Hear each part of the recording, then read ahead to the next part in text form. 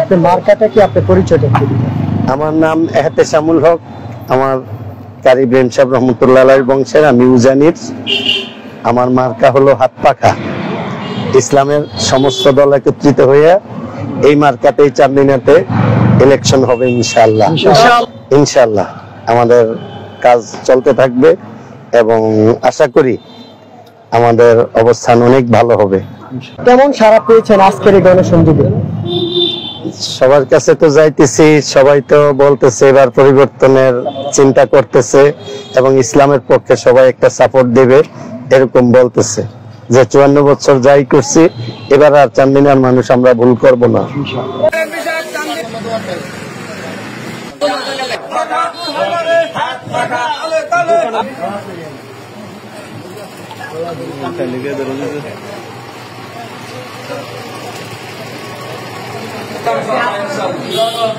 চেষ্টা করবেন ইনশাআল্লাহ।